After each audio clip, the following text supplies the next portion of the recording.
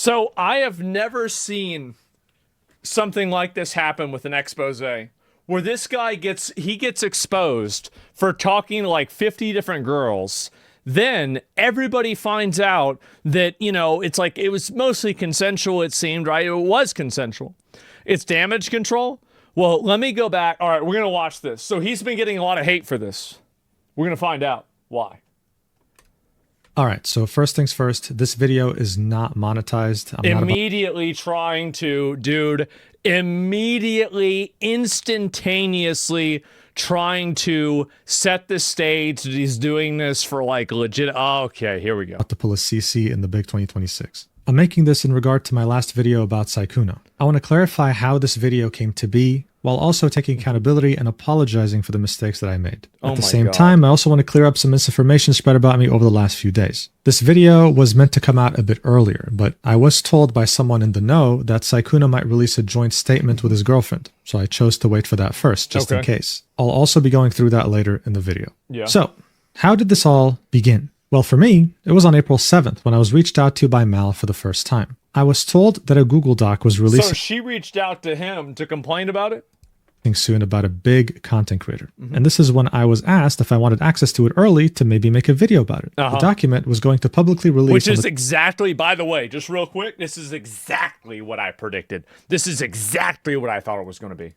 10th anyway. This means that this wasn't some grand conspiracy, okay? This document was going to release with or without me. 7 days after yes, Patreon rumors of Sykkuno's behavior have been floating around for a while now between certain content creator circles. None of this was gonna really convince me to make an early video. If you've watched my channel before, then you'd know that I'm someone who highly values both sides of the story. It's actually something that I always implore you to do before forming your own opinions. And while I do receive so many DMs about scoops or exclusive info about certain topics, I mostly never take them. Always choosing to wait for things to unfold in public first before making my videos. What made the situation special though was the 17-minute video recording of the voice call between Mal and Sykkuno. My logic here was simple. It was me thinking that we already had the other side of the story, and it was Sykkuno admitting to his wrongdoings in the most raw and unfiltered way possible. So I figured that was enough. At the same time, I thought that since my channel had grown exponentially, don't ask me how or why because I have no idea, I could maybe use my platform for a good cause, spreading awareness about Sykkuno's behavior so that no one else gets tricked into being a homewrecker against their will, while in parallel, encouraging others who have been wronged by him to finally speak up. Additionally, seeing that the person speaking up was doing so from a small account, I figured I could help amplify that message to spread maximum awareness. Now, I mean, there's nothing wrong with you making a video about it. I don't think there's anything wrong with him doing that. I think that people are always going to look at something like that as being kind of like a, it's going to be kind of like, I'm trying to think of the best way to explain it. It's like it's opportunistic. They will look at it as being opportunistic. I think that the problem is that you framed it in a way that, you know, you call the guy a predator, right? I mean, like, that's a crazy word to use for an adult male who has consensual sex with adult females. Like, that's a crazy word to use for that situation. Yes, some people could definitely argue that I was desperate for a topic to bring in views, but to me it didn't matter because I was already lucky enough to be able to cover niche topics I enjoy and still somehow reach over 1 million views on them. Again, don't ask me how because I don't know, but that was just the reality. Here's the thing though. Releasing the video around the same time as the document meant that I was taking a substantial risk by putting my channel's reputation on the line. I knew this, even at the time. I don't like this framing. Because it seems to me like what you're saying is that you take a risk. Well, why is it a risk? Because the public sentiment could be different? Well, why would the public sentiment matter? If you think that what you're saying is accurate, then it shouldn't matter what the people think. Like, I make videos after it becomes public and people know. Like, I think that there's a lot of people that there's so many slaves to consensus that we have where, like, you come out and you take a firm stance on something that you think was wrong, and then the public sentiment is slightly different, and now there's a problem. Like, you should stand by it. If you think that's what it is, then that's what it is. Like, you shouldn't go and act like, well, I didn't really think that or whatever. I mean, I think that there's a lot of these commentary creators. This is like really common. and I'm not going to call out anybody by name, right? I don't think it's like any one person. I think it's just like a general sentiment where a lot of times when like a complex issue comes out, a lot of people are afraid to touch it. And they're not afraid to touch it because they don't think something about it. They're afraid to touch it because they don't know what other people think about it. And so much of commentary YouTube, I think, is built around reinforcing existing biases and basically telling people what they want to hear.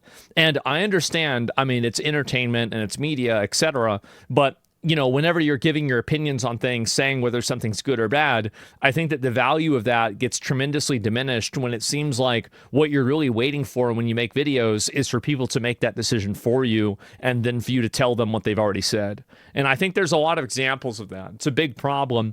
And there are very few people that are willing to come out right in front of something and then have an opinion on it unless it's something that's like super obvious, right? Like, I don't know, like the doc thing or something else, right? So yeah. It's just corny. It was just horny and desperate. Well, I'm just saying, like, that's what it was. Time, but it was a risk, and, like, I was willing to take. This is like a creator criticism, right? Like, this isn't a criticism about, like, you know, like what the video was. I think this is like a meta level problem where commentary accounts are a lot of times afraid to express themselves because they're worried they can put themselves at odds with what the public consensus is. If it meant that I was doing the right thing. Unfortunately, though, it didn't really work out as I had hoped, and I ended up making mistakes that I need to take accountability for, which is why we're here today. The first mistake can be found in the intro of the video, and it's me using the word predator. Oh. Yes, it was my idea, and the logic behind it was me trying to encompass everything, like the serial cheating, lying, and deliberate targeting of smaller content creators into one word. Using it, I even made sure to double check its definition in multiple dictionaries, which said things like a person or an organization that uses weaker people for their own advantage, or one who injures or exploits others for personal gain or profit. Due to this, I had to come to the conclusion that, yeah, this word fits. I'd find out. This is an intentional oversimplification, I think. And I think it's a dishonest, intentional oversimplification. We all know that words carry different context and pretexts inside of a conversation. And I think that when you use that, it's confirmed the girl opened a Patreon 10 days before the expose was dropped. This is starting post. The rest is kind of NSFW. Well, oh my God. So this was 10 days before she put out the twit longer about Sykkuno. Thank you for being my little organ donor. It makes me so happy to see you here. I hope we can have many fun moments and I can comfort you when you feel down. I've been shy to finally make a Patreon, but I finally did. It's something I'll have to get used to, so please understand and bear with me as I learn how to make you guys the happiest I can. I'll be posting a lot of pictures of cosplays that I don't post on Twitter, and I'll be making ASMR for the first time as well. Oh my God. I mean, this is a little bit, it's contextual, not definitional. Yeah, because like the thing is that, I mean, for example, like, I don't know. I think that, like, for example, the way that people use the word pedophile, I think that they overuse that term in a lot of cases in order to establish a moral high ground that can't be questioned. And I think that predator, to a greater extent, is misappropriated on a regular basis. In my opinion, a person is not a predator when they respect, like, consent has to be violated for somebody to be a predator. Quickly afterwards, though, that for many people, that word is only reserved to describe pedophiles or sexual predators, which made a substantial amount of people feel misled after watching the intro of my video. It made it seem like a hit piece, exaggerating things, and it also made it seem like Sykkuno had committed very serious crimes, enough to land him in a high-security prison or something. People when that clearly wasn't the case. That was not my intention at all, and I'm sorry for that. From now on, I'll only use that word to refer to pedophiles or sexual predators. That's it, no exceptions. I'd also like to say that yes, the video was rushed. It simply didn't meet the quality standard that you'd expect of me, and that's without even mentioning that it was clearly biased and didn't attempt to see different viewpoints. There's a reason I don't typically reach out to people involved in public incidents, because it's very easy to form bias after you communicate directly with them. It's just human. So yeah, what Mal said at the end of her call with Sykkuno was off-putting, and it wouldn't have hurt for me to point that out. I get that. I was instead more focused on Sykkuno's admittance of guilt. I'm sorry for letting you guys down. You mean her still wanting to be friends with him? Yeah, of course.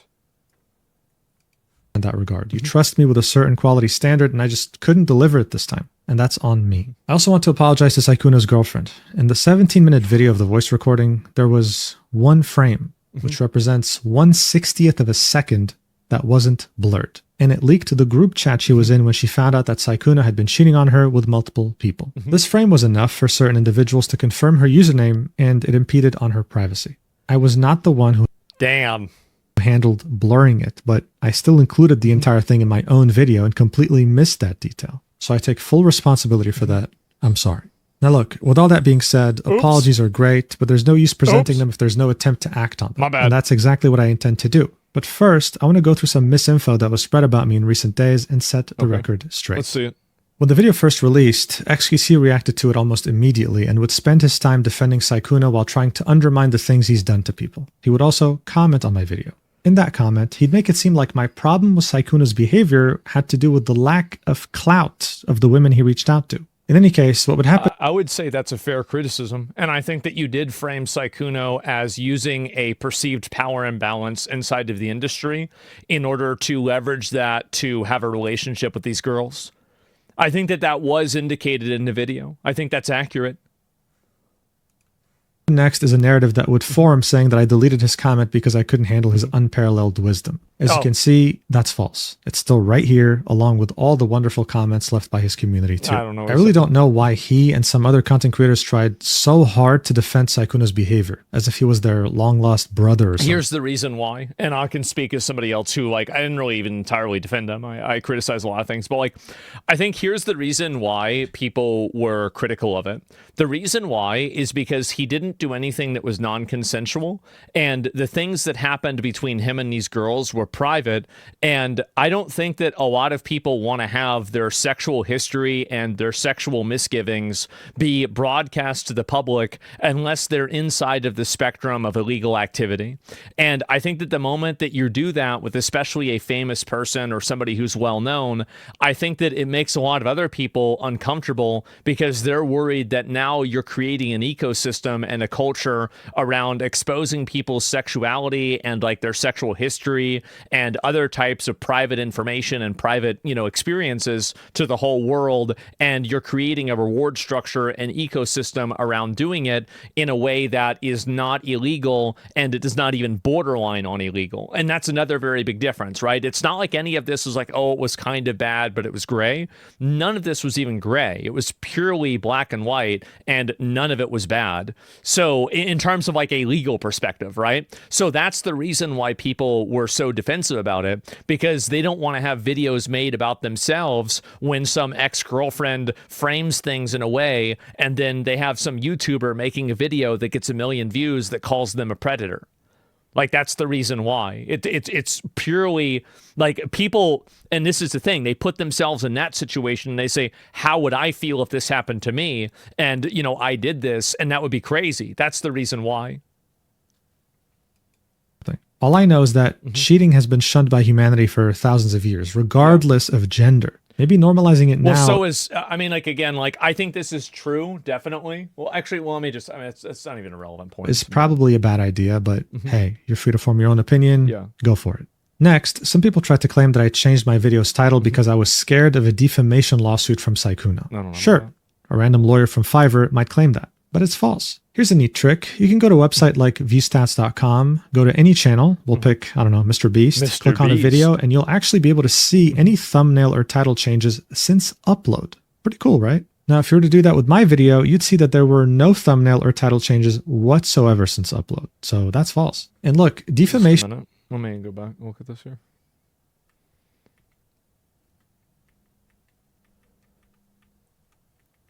There's only 4 or 5 data points in each day. This doesn't actually even I don't even think this matters, but if you want to get down into the weeds about this actually doesn't disprove that argument. It doesn't disprove that argument because there's not enough data points that track changes at all. And so there could have been a title change that wasn't being tracked by this website. I think a change forces a data point. Oh, well, if a change forces a data point, then I would be wrong. I just don't know the answer to that. Look, defamation is about knowingly lying about someone in order to ruin their reputation. I had no intention. That's not true. Defamation can also be doing it with a reckless disregard for the truth. You can look that up. I'll do it myself.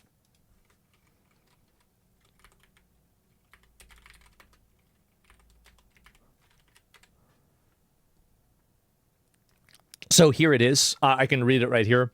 Reckless disregard for the truth is a key component in actual malice and libel law, requiring the publisher acted with a high degree of awareness that the statement was probably false or entertained serious doubts about the truth. So actually, at a certain point, it's just a factually not true statement. But yeah. Anyway, so he's intentionally lying. Well, he's probably not lying. He just doesn't know that. I mean, a lot of people, why would somebody know that? A lot of people don't know that. Of lying in my video about Saikuno. And if I did want to lie, then wouldn't I have just simply removed the last 2 minutes of Mal and Saikuno's voice call so that she looks way better and he looks way worse? It just doesn't make sense. I never make any video with the intention of lying. That's a fair, like that's the first good defense I think he's had so far, is that he didn't reframe it. And so the not reframing it in a way that makes it more sympathetic to him implies that he wasn't trying to craft a narrative. That this is the first good actual defense. Period. And finally, when it comes to misinfo, there's also something else that honestly doesn't deserve attention at all, but I'll still mention it. And it's this weird rumor or fan fiction that some people made up saying that I only made this video to try and get with the women that were affected by Saikuno's action.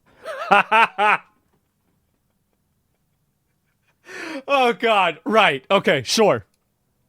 Anyone who knows me or has ever spoken with me in the content creation sphere knows that I never even attempt to flirt. I keep things strictly professional. I take my platform very seriously and would never seek to use it in that way. It's simply not who I am. It's obviously also very disrespectful to anyone who was hurt by Saikuno's actions, but it's not like the people peddling these rumors cared about them to begin with. All right, so next up we have was anybody that was like a legitimate person saying that, or were there just Twitter accounts saying that? Joint statement that was posted by Saikuno and who was his actually girlfriend. saying this? The first half would be written by Saikuno. In it, he'd reiterate that he lied to people about being single and that he has been unfaithful to his girlfriend. Yeah, sure. He'd apologize and say that he'd be taking a break from streaming in order to better himself. Wow. He'd also call out anyone trying to frame him with false accusations. Wow. So yeah, as you can see, not much has changed. He's already admitted to these things in the voice call with Mal. When it comes to false accusations though, yes, there are stories that have circulated for years among some VTubers that accuse Saikuno of doing worse than cheating. At this point though, it is not up to me to say whether it's true or not, just pointing out what he might be referring to. He could also be referring to the word predator, which I already apologized for.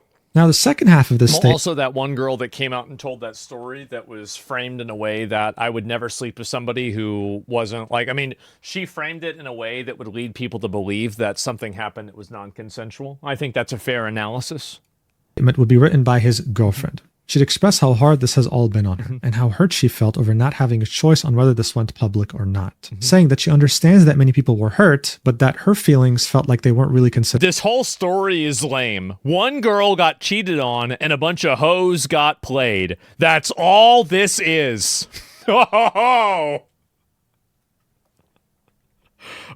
Based? At all. She'd call out people who sought to use this incident for profit and would say that even prior to this going public, she was already trying to work through things with Saikuno in order to repair their relationship together. She'd end her statement by saying that even with everything that has come out, she doesn't consider Saikuno's actions irredeemable. She's going to stay with him and try to fix their relationship in spite of everything. Listen, I can't imagine what she's been through in just these last few weeks. Finding out that your boyfriend has been cheating on you for years, that he slept with someone So is this accurate that the way that people found out that Saikuno's girlfriend was this girl was through this dude's video? Is that the only point on the graph that shows that she's the person? So he actually caused this to happen.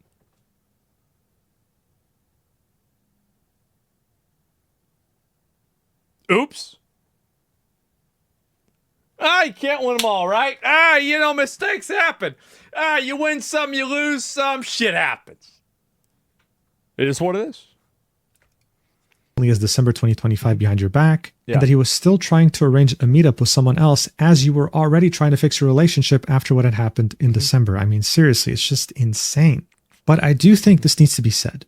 The fact that this went public is unfortunate. But people were genuinely hurt by Saikuno lying to them that he was single. Maybe it's an unpopular opinion at this point. Let me know if you think it is. But if someone lied to me about being single, and I later found out that us having sex directly hurt their partner, made them depressed, and ruined or at least endangered a 5-year-long relationship, I wouldn't be able to live with myself. That's simply not what I would have signed up for. And seeing that he's a public figure who used this public standing to get with these it didn't endanger the relationship, it seems. It seems like the relationship's just fine. Women after lying to them, it felt like this going public was going to be inevitable. But that doesn't mean that her feelings are not valid, because they are. When it comes to me, I did have a hand in spreading this to the public by releasing my video so quickly, and I simply had no right to do so. And for that, I am sorry. Now, I disagree with that. I think you should be able to do whatever you want. You want to make a video about it? It's totally fine. Stick by it. Don't why are you breaking frame? Why are you allowing somebody else to create a narrative for you? You thought this guy was a manipulative, cheating abuser that lied to women and took advantage of them. Just own it. Say what you think. Like, why are we playing this double language? And the thing is that, like, he was like, and you're right. He manipulated them. He lied to them. He did things to them under false pretenses. No gentleman would do that, and it was awful that he did that. So why are we playing games about this? Why is it that so many people are unable to come to any sort of a moral conclusion without waiting for everybody else to allow them to feel that way? That's the truth. That's the way it is. Like, yeah, you can say that it was, not super bad, but it wasn't super good either. Like, I mean, this is it. He's doing damage control. Yeah. I mean, what are we doing here? Just tell the truth. Just fuck, man. Like, I hate to see people break frame over nothing, man. It's crazy. Seen some people's reactions to this announcement, and yeah, as you might expect, it's not sunshine and roses. This whole topic has been extremely polarizing on the internet to begin with, and the girlfriend in particular is getting hate thrown her way, with people calling her things like gold digger or Stockholm Syndrome victim for not leaving him. Here's the thing, though. What matters here is that Sykkuno stops his serial cheating streak, and that he stops lying to women about him being single while turning them into homewreckers against their will. That's it. If she wants to stay, that's her choice. She doesn't deserve to get nasty things said about her, though. I wish her the best, and I again would like to apologize if I directly contributed to any harm that she might have gone through. That was not my intention. Look, ultimately, my favorite YouTuber growing up was PewDiePie. Yeah, I enjoyed his sense of humor, the fact that for the longest time, he was that bridge clip was funny. Same.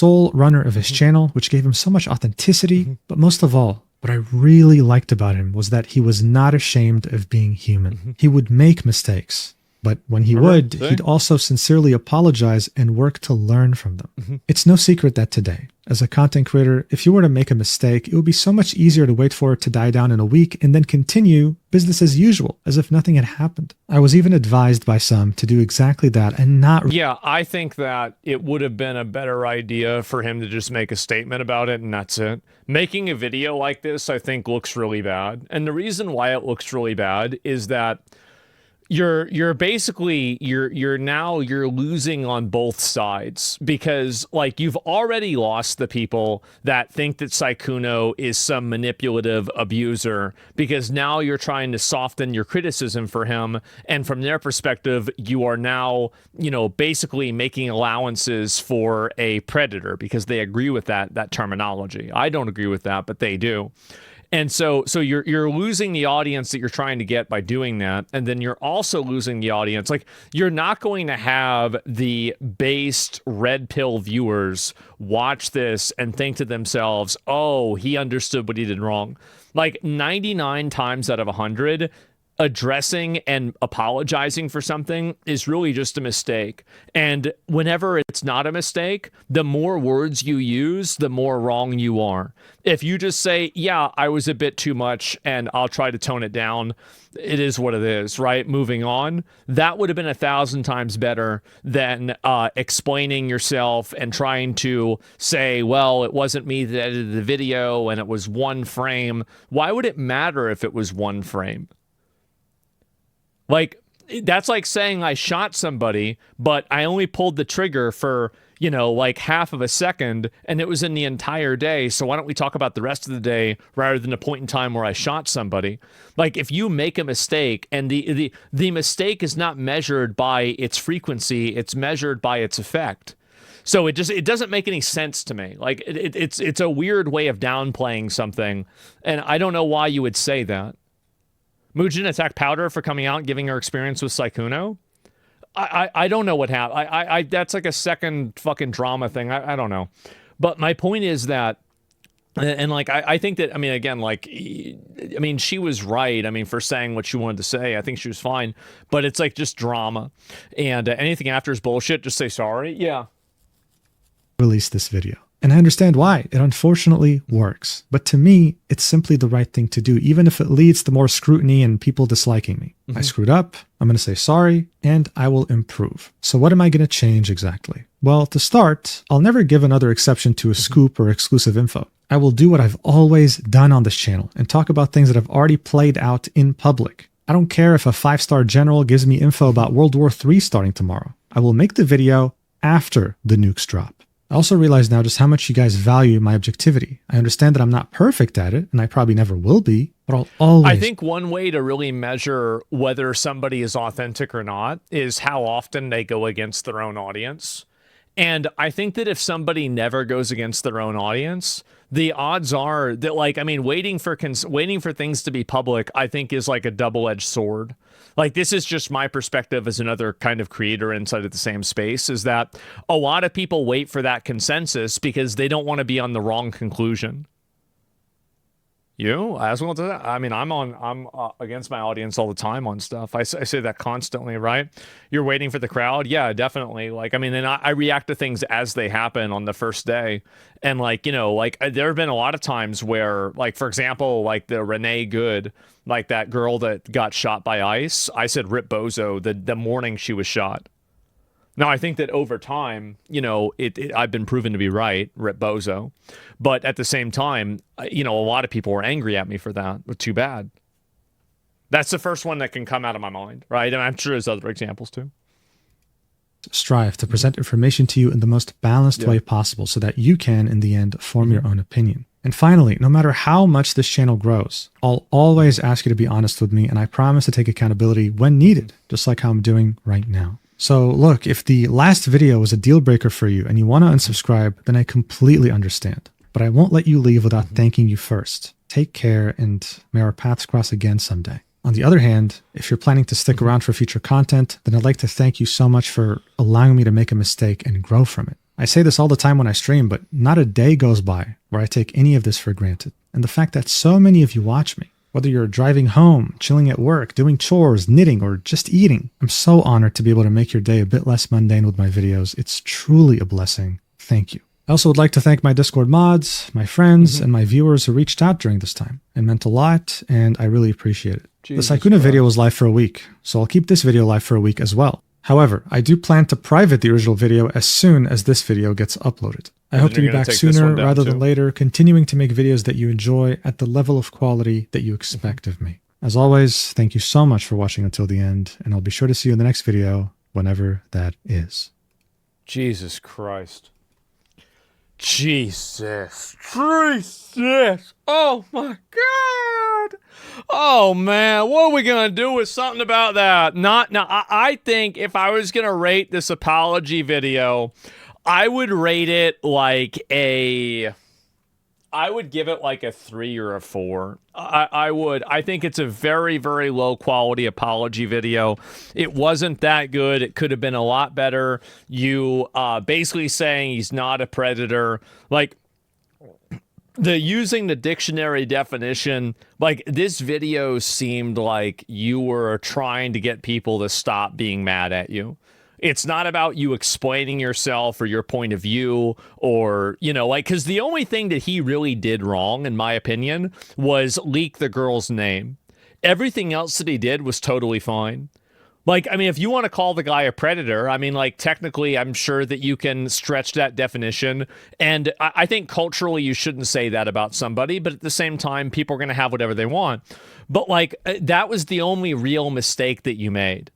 Other than that, I mean, oh, I'm gonna wait for this to go public so then I can wait to see what other people say and then say the same thing. I don't get that, man. I really don't.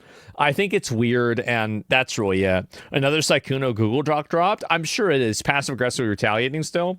Yeah, and we're so close to Mugen Doc. What is your? You know it's bad when a monotone voice comes out. Oh boy, right? And what is this? Please maintain this video. It's important for transparency. Well, I mean, you know, that's why we're reacting to it, right? And so my experience with Mugen and Powder made a 1.5 out. Oh my god. Oh my god. Jesus. So that James did it from a place of oh man. They're farming this out for a bit, right? And so anyway, new doc, he was talking to a minor. No, he wasn't. He talked to a minor in a completely platonic way. And then literally 5 years later, not the day she turned 18, not even the year she turned 18, she wasn't even a teenager. And then he was sexual with her later on after that. I'm sorry, guys, but like, if you're trying to make that the same as people that groom girls out of high school, this is obviously a very, very different thing. So I don't think that's it. It's all content. Yeah, exactly. It's just timestamp on the comment. So I don't know what it is. But anyway, would you consider the Indians who scam the elderly as predators? I would, but I would also say that those are people that are abusing consent and breaking the law. So that would actually go in line with what my definition of predator is, right? Is a person who willfully and deliberately ignores consent and takes advantage of people without or against their consent. So yeah, absolutely, I would. So yeah, time to take hands. I'm saying they're opportunist predators. Yeah, they are. He wasn't spawn camping, but she was on his watch list. I mean, 5 years later, I would say 5 years later isn't really that crazy. Like, I mean, don't get me wrong, it's definitely kind of weird, etc. And as a creator, like my advice to any other like content creator is just don't talk to anybody who's underage of the opposite gender. Just don't do it. And if you want to expand that to saying even of the same gender, that's fine too. Like, in my opinion, like we've always had, Pope Leo clarified there's no drama with Trump, basically saying people need to stop clip shimping. Pope Leo said to stop clip shimping. Finally.